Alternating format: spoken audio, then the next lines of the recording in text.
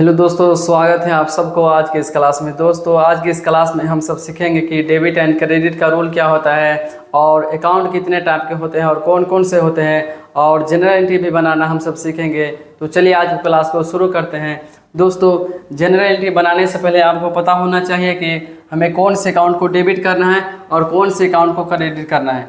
तो देखते हैं, इससे पहले हम ये सीख लेते हैं कि अकाउंट हमारा कितना टाइप के होते हैं। तो चलिए देखते हैं। अकाउंट हमारा कुल 3 टाइप के होते हैं। पहला होता है हमारा पर्सनल अकाउंट और दूसरा होता है रियल अकाउंट और तीसरा है हमारा नॉमिनल अकाउंट। अकाउंट हमारा कुल 3 टाइप के है, पहला पर्सनल, रियल और नॉमिनल। तो इससे के बाद हम देखते हैं कि रियल अकाउंट क्या होता है। दोस्तों, बस आपको इतना याद रखना है कि जिससे किसी संपत्ति का लेन देन हो उसे हम रियल अकाउंट कहते हैं। जैसे कि हमारा फर्नीचर हो गया, कैश हो गया, बिल्डिंग हो गया, ये सारे हम रियल अकाउंट के अंदर रखते हैं। और इसके बाद हम सब देखते हैं कि रियल अकाउंट के टाइप कितने होते हैं। तो रियल अकाउंट के कुल 2 टाइप होते हैं। पहला है टेंजिबल अकाउंट और दूसरा है इंटेंजिबल अकाउंट। दोस्तों, जिसे हम टच कर सकते हैं, जैसे कि मशीनरी हो गया, फर्नीचर हो गया, कार हो गया, ये सारे संपत्ति हमारा टेंजिबल अकाउंट के अंदर आता है। और जिसे हम टच नहीं कर सकते, जैसे गुडविल, पेटेंट, कॉपीराइट, ये सारे के सारे हमारे इंटेंजिबल अकाउंट के अंदर आता है। तो देखते हैं टेंजिबल अकाउंट क्या होता है। दोस्तों, जैसे कि हमारा कैश हो गया tangible account, furniture, building, machinery, ये सारे कुछ हमारा टेंजिबल अकाउंट का एग्जाम्पल था जिसे हम समझते हैं। और इसके बाद हम देखते हैं कि हमारा इंटेंजिबल अकाउंट क्या है। जैसे कि हमारा हो गया गुडविल, ये हमारा इंटेंजिबल अकाउंट के अंदर रखते हैं। पेटेंट, कॉपीराइट, ट्रेडमार्क, ये सारे हमारे इंटेंजिबल अकाउंट है जिसे हम टच नहीं कर सकते हैं। इस सब संपत्ति का भी एक मूल्य होता है, इसे भी हम क्रय विक्रय कर सकते हैं। और अगला है हमारा रियल अकाउंट का रूल। रियल अकाउंट का रूल हमें क्या कह रहा है कि व्हाट कम इन डेबिट, यानी कि जो भी आपके व्यवसाय में आ रहा है उसे डेबिट करना है और जो जा रहा है उसे क्रेडिट करना है। यानी कि जो अंदर आए उसे डेबिट करना है, जो बाहर जाए उसे क्रेडिट करना है। जनरल एंट्री बनाने के लिए आपको इस रूल को फॉलो करना है, तो आप किसी भी जनरल एंट्री को आसानी से बना सकते हो। तो हमारा कुछ एग्जांपल है यहाँ पर। परचेज फर्नीचर फॉर कैश, यानी कि हम कोई भी संपत्ति कैश में खरीदते हैं तो संपत्ति हमारे पास आता है और कैश हमारे पास से जाता है। दूसरा सवाल है हमारा परचेज फर्नीचर फॉर कैश और तीसरा सवाल है हमारा सोल्ड फर्नीचर फॉर कैश, यानी कि हमने किसी संपत्ति को बेचते हैं तो पैसा हमारे व्यवसाय में आता है और वो संपत्ति हमारे व्यवसाय से जाता है। और चौथा है हमारा सोल्ड मशीनरी फॉर कैश। बस आपको इतना याद रखना है कि किसी भी चीज़ का 2 इम्पैक्ट होता है। जैसे कि आप किसी भी संपत्ति को खरीदते हैं तो आपके पास वो संपत्ति आता है और पैसा आपके पास से जाता है। और दूसरा, अगर आप किसी संपत्ति को बेचते हो तो आपके पास कैश आएगा और वो संपत्ति जाएगा। तो सबसे पहले जनरल एंट्री बनाने से पहले आपको ये पता होना चाहिए कि जनरल एंट्री का फॉर्मेट कैसे बनाते हैं। तो पहले हम जनरल एंट्री का फॉर्मेट बना लेते हैं, उसके बाद हम जनरल एंट्री करेंगे और समझेंगे।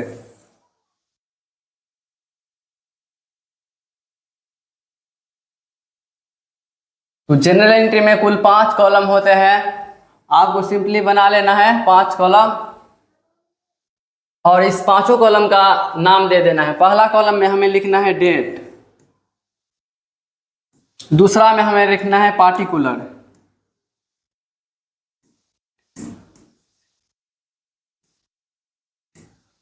और तीसरा में हमें लिखना है LF यानी कि लेजर फोलियो, और चौथे और 5वें कॉलम में हमें लिखना है अमाउंट, यानी कि एक कॉलम में हमारा होगा डेबिट अमाउंट और दूसरा में होगा क्रेडिट अमाउंट।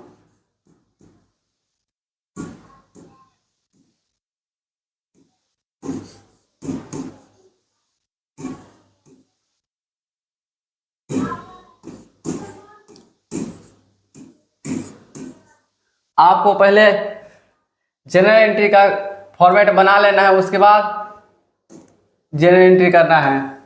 तो चलिए अब हम सवाल को समझते हैं और जनरल एंट्री करते हैं। दोस्तों, पहला सवाल हमारा कह रहा है कि परचेज फर्नीचर फॉर कैश, यानी कि हमने किसी संपत्ति को खरीदा, हमने फर्नीचर को खरीदा कैश में, तो वो फर्नीचर हमारे पास आ रहा है, यानी कि जो आ रहा है उसे हमें डेबिट करना है। रूल हमें कह रहा है कि जो भी व्यवसाय में आ रहा है उसे डेबिट करो और जो जा रहा है उसे क्रेडिट करो। तो हमारा एक हो गया फर्नीचर,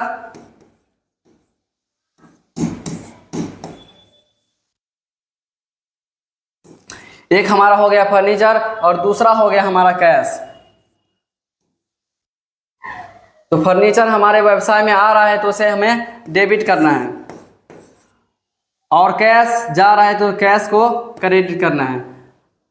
जो व्यवसाय में आए, जो संपत्ति आए उसे डेबिट करना है और जो जा रहा है उसे क्रेडिट करना है। तो हमारा एंट्री क्या हो जाएगा, हम यहाँ नंबर दे देते हैं, और अगर यहाँ डेट रहता तो हम डेट दे देते। हमारा पहला है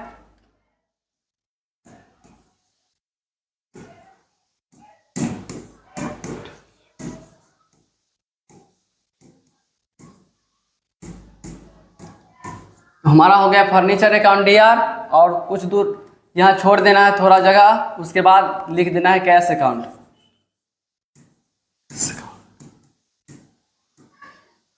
हमारा अमाउंट कितना है, अमाउंट है 5000। तो इस दोनों कॉलम में, डेबिट कॉलम में और क्रेडिट कॉलम में आपको 5,000 डाल देना है।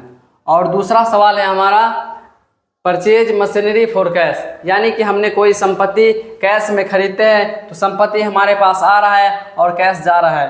तो हमारा रूल कह रहा है कि जो संपत्ति आए उसे डेबिट करो और जो जा रहा है उसे क्रेडिट करो। तो मशीन हमारे पास आ रहा है तो मशीन को हमें डेबिट करना है और कैश को क्रेडिट करना है। दूसरा हमारा एंट्री हो जाएगा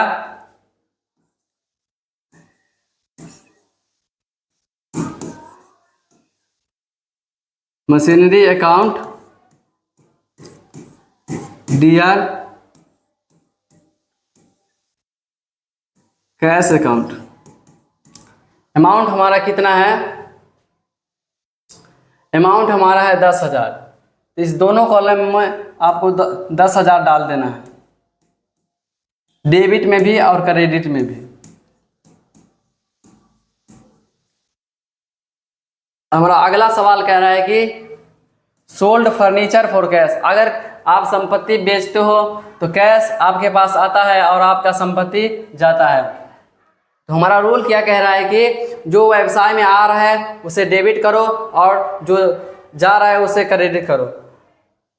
तो आ क्या आ रहा है, हमारे पास कैश आ रहा है तो कैश को हमें सिंपली डेबिट कर देना है। तो हमारा तीसरा एंट्री हो जाएगा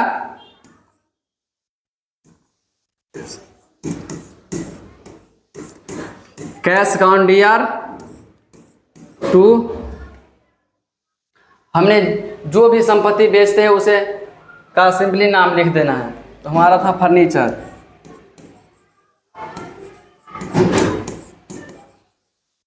फर्नीचर अकाउंट। तो अमाउंट कितना है, अमाउंट है हमारा 2000। इसमें 2000 डाल देना है और इसमें भी 2000 डाल देना है। और चौथा सवाल है हमारा सोल्ड मशीनरी फॉर कैश, यानी कि आप किसी संपत्ति को बेचते हो तो आपके पास पैसा आएगा, इसका भी एंट्री हो जाएगा। चौथा सवाल है हमारा कैश अकाउंट DR। कैश एक रियल अकाउंट के अंदर आता है और कैश एक संपत्ति है, तो कैश को हमें डेबिट करेंगे और जा के आ रहा है उसे हमें क्रेडिट करेंगे। 2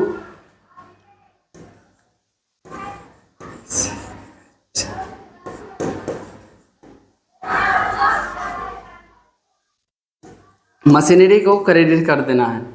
तो अमाउंट है हमारा 1000। इस दोनों कॉलम में आपको 1,000 डाल देना है।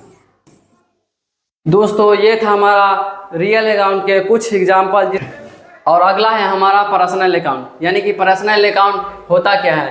पर्सनल अकाउंट हमें किसे कहते हैं दोस्तों, सिंपली आपको याद रखना है जो किसी व्यक्ति से संबंधित हो, किसी संस्था से संबंधित हो, किसी संगठन ऑर्गेनाइजेशन से संबंधित हो, ये सारे हमारे पर्सनल अकाउंट के अंदर आता है। जैसे कि राम हो गया, चाहे वो किसी बैंक का नाम हो गया या किसी ट्रेडर का नाम हो गया, ऑर्गेनाइजेशन का नाम हो गया, ये सारे के सारे हमारे पर्सनल अकाउंट के अंदर आता है। तो देखते हैं हम पर्सनल अकाउंट के टाइप कितने होते हैं। तो पर्सनल अकाउंट कुल 3 टाइप के होते हैं। पहला है हमारा नेचुरल पर्सन, दूसरा है हमारा आर्टिफिशियल पर्सन और तीसरा है हमारा रिप्रेजेंटेटिव पर्सन। तो चलिए देखते हैं दोस्तों। पहले हमारा नेचुरल पर्सन। नेचुरल पर्सन होता क्या है, किसे कहते हैं नेचुरल पर्सन? जैसे कि कोई आदमी का नाम हो गया, सीता, मोहन, राम, हम और आप सभी, जिसके अंदर आत्मा है, सोल है, वो सारे के सारे आदमी नेचुरल पर्सन के अंदर आता है। और दूसरा है हमारा आर्टिफिशियल पर्सन। जैसे कि एसबीआई बैंक हो गया, किसी जैसे रिलायंस लिमिटेड, इन्फोसिस, ये सारे के सारे हमारे आर्टिफिशियल पर्सन के अंदर आता है। और तीसरा है हमारा रिप्रेजेंटेटिव पर्सन। दोस्तों जिसके शुरू में जैसे कि आउटस्टैंडिंग लगा हो, प्रीपेड लगा हो, ये सारे के सारे हमारे रिप्रेजेंटेटिव पर्सन के अंदर आता है। जैसे कि बकाया वेतन, अग्रिम किराया, संचित ब्याज। जैसे कि आप किसी भी व्यवसाय में 1000 आदमी काम कर रहा है और उसे सैलरी पेड करना है, तो वो 1000 आदमी का अलग अलग अकाउंट नहीं बनाएगा। वो सीधा सीधा, चाहे वो सैलरी देना है तो वो पूरे एक जगह सैलरी अकाउंट के नाम दे करके वो एक ही अकाउंट बना देगा और उसमें सभी लोगों को डाल देगा। जिसे सैलरी अकाउंट का नाम, जैसे कि सैलरी देना है तो उसे सैलरी अकाउंट बना देगा और उसमें सभी को नाम दे देगा। उसी में जैसे कि ब्याज पेड करना है तो उसमें सभी 1000 आदमी का अगर ब्याज पेड करना है तो उसमें वैसे कर देगा। तो दोस्तों चलिए आगे हम देखते हैं रूल हमारा क्या कह रहा है। कि जैसे कि हम पहले रियल अकाउंट का रूल देख चुके हैं, जो हमें कह रहा है कि जो व्यवसाय में आ रहा है उसे डेबिट करना है और जो जा रहा है उसे क्रेडिट करना है। तो पर्सनल अकाउंट का रूल हमें क्या कह रहा है कि द रिसीवर क्रेडिट, यानी कि जो रिसीव कर रहा है, जो पा रहा है उसे डेबिट करो और जो दे रहा है गिवर उसे क्रेडिट करना है। यानी कि पाने वाले को डेबिट करो और देने वाले को क्रेडिट करो। तो ये है हमारा कुछ एग्जाम्पल। जैसे कि 1 जनवरी 2022 को रिसीव फ्रॉम मोहन कैश, यानी कि 1 जनवरी 2022 को मोहन से हमें 5000 कैश मिला। तो कैश हमारे एक हो गया हमारा कैश और दूसरा है हमारा मोहन, यानी कि कैश है हमारा रियल अकाउंट और ये है हमारा पर्सनल अकाउंट। ये है हमारा पर्सनल अकाउंट। तो रूल हमारा क्या कह रहा है, जैसे जो पा रहा है उसे डेबिट करो और जो दे रहा है उसे क्रेडिट करो। तो दे कौन रहा है, मोहन दे रहा है और आ क्या रहा है, हमारे पास कैश आ रहा है। तो सिंपली हमारा एंट्री हो जाएगा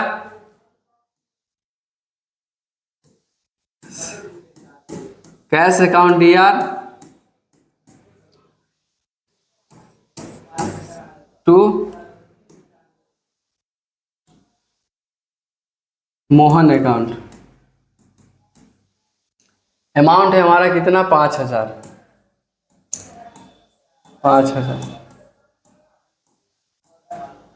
और हमारा दूसरा सवाल कह रहा है कि 1/1/2022 को सोहन को उधार दिया 3000, यानी कि पैसा हमारे पास से जा रहा है। तो दूसरा एंट्री हमारा क्या हो जाएगा, पा कौन रहा है, पा रहा है सोहन। तो पाने वाले को, पर्सनल अकाउंट का रूल है कि पाने वाले को डेबिट करो, यानी कि जो पा रहा है उसे डेबिट करना है हमें। तो पा रहा है कौन, सोहन। हमारा एंट्री हो जाएगा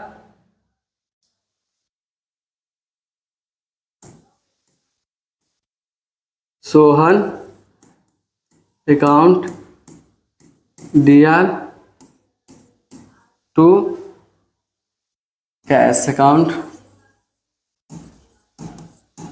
और हमें यहाँ अमाउंट लिख देना है। कितना अमाउंट है, 3000।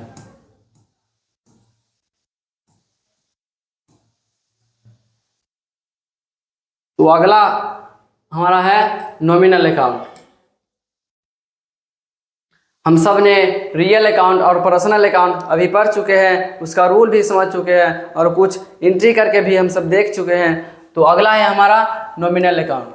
आपको याद रखना है कि जिससे किसी आय, खर्चे, लाभ, हानि से संबंधित हो, ये सारे के सारे हमारे रियल अकाउंट के अंदर आता है। जैसे कि सैलरी हो गया, रेंट हो गया, रिसीव कमीशन, अगर आपको किसी से कमीशन मिलता है या आप किसी को रेंट पेड करते हो या चाहे वो किसी भी एक्सपेंस हो, सारे एक्सपेंस, सारे खर्चे हमारे नॉमिनल अकाउंट के अंदर आता है।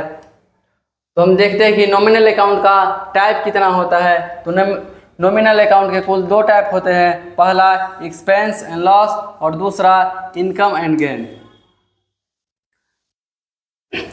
तो देखते हैं कुछ एग्जाम्पल है हमारे यहाँ एक्सपेंस एंड लॉस, यानी कि नॉमिनल अकाउंट का टाइप पहला है ये हमारा, जैसे कि paid salary, rent paid, electricity bill paid, ये सारे एक्सपेंस, लॉस बाय फायर, ये सारे के सारे खर्चा है हमारे लिए। और दूसरा है हमारा इनकम, जैसे कि हो गया कमीशन, अगर हमें किसी से कमीशन मिलता है तो हमारे लिए इनकम है, इंटरेस्ट मिलता है तो वो इनकम है, रेंट मिलता है या डिस्काउंट मिलता है, छूट मिलता है, तो ये सारे हमारे लिए इनकम है। तो हमारा कुछ सबसे पहले हम नॉमिनल अकाउंट का रूल देख लेते हैं। नॉमिनल अकाउंट का रूल हमें क्या कह रहा है? नॉमिनल अकाउंट का रूल हमें कह रहा है कि ऑल एक्सपेंस एंड लॉस को हमें डेबिट करना है और ऑल इनकम एंड गेन को हमें क्रेडिट करना है। यानी कि जो भी खर्चे हो उसे डेबिट करो और जो भी आय हो, लाभ हो, उसे क्रेडिट करो। तो सवाल हमारा है रेंट पेड 500, तो हमारा एंट्री क्या हो जाएगा?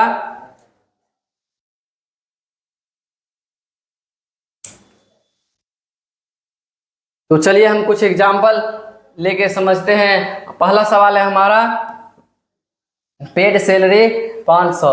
तो दोस्तों पेड सैलरी, अगर आप किसी को सैलरी पेड करते हो तो ये आपके लिए खर्चा है। तो हमारा एंट्री हो जाएगा, एक हो गया हमारा सैलरी और दूसरा हो गया हमारा कैश। तो अगर आप किसी को सैलरी पेड करते हो तो आपके पास से पैसा जा रहा है और कैश जा रहा है, तो कैश हमारा एक संपत्ति है और कैश अगर जा रहा है तो उसे हमें क्रेडिट करना है और सैलरी को हमें डेबिट करना है।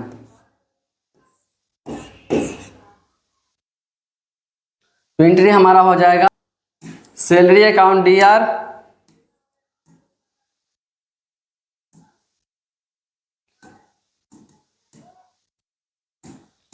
DR to cash account. Amount है हमारा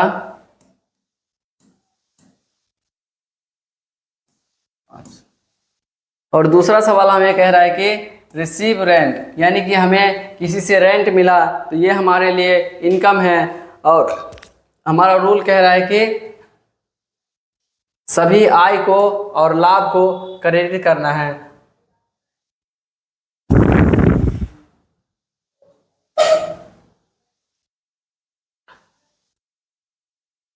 तो हमारा एंट्री क्या हो जाएगा? कैश अकाउंट DR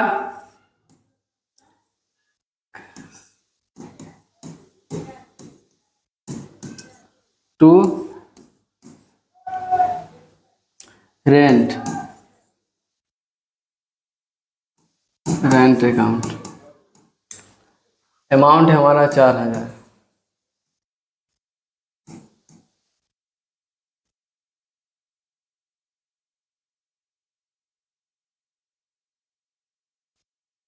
दोस्तों हम सब आज के क्लास को ख़त्म कर चुके हैं और दोस्तों हम सब आज के क्लास में ये सीखे कि डेबिट एंड क्रेडिट का रूल क्या होता है और अकाउंट कितने टाइप के होते हैं और कौन कौन से होते हैं।